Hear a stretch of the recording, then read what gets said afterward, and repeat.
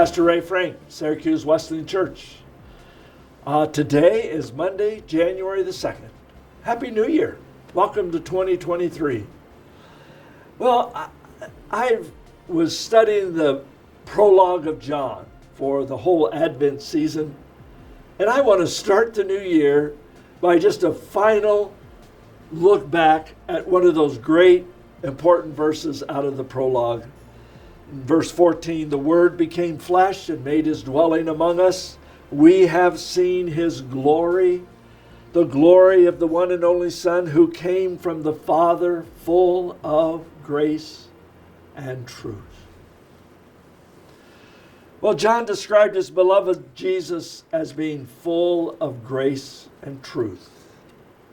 So I've been musing on that and trying to figure out a little bit of the sense of what he was talking about when he said Jesus was full of grace and truth.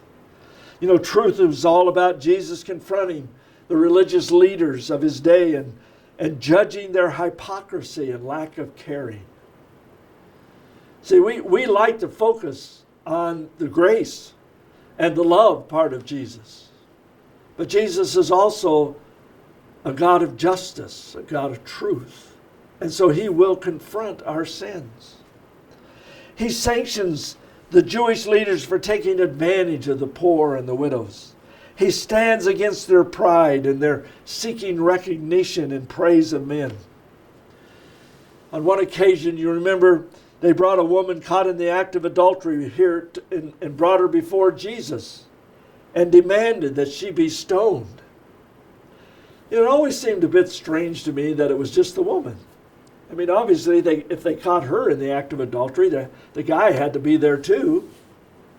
Why didn't they bring him? I mean, the law said both of them were supposed to be stoned.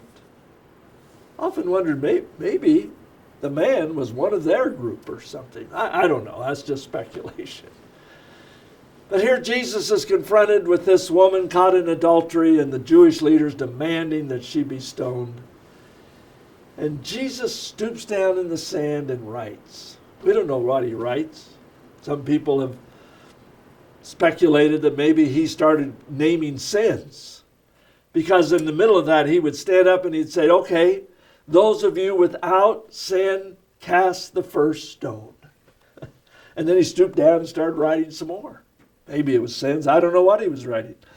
But the end result was that one by one they drop their stones and walk away. And Jesus looks up and says to this lady, where are your accusers? She said, none here. And so Jesus said, I don't accuse you either. Go and sin no more. So that's the truth and the grace wrapped up in this one person of Jesus. My mentor and friend H.K. Busby used to quote a poem. He wrote no words save on the sand long centuries ago, and one would think that what he said like sand would drift and blow. But he knew well the surest way. He made his love a pen and wrote his message evermore upon the hearts of men. You see, grace is all about mercy and being treated with compassion and love. And Jesus was certainly full of that love and compassion. John, the apostle, witnessed it. He testified. Just a few of the things that the woman caught in adultery, the woman at the well, and Peter who had denied him, were all demonstrations of Jesus' grace and compassion and love for them. John testified to that. Aren't you glad that you don't get everything you deserve? You and I deserved eternal punishment for our sin and rebellion. Yet Jesus went to the cross so that you and I, by trusting in him and in that sacrifice, could walk free. What amazing grace. What truth. What love.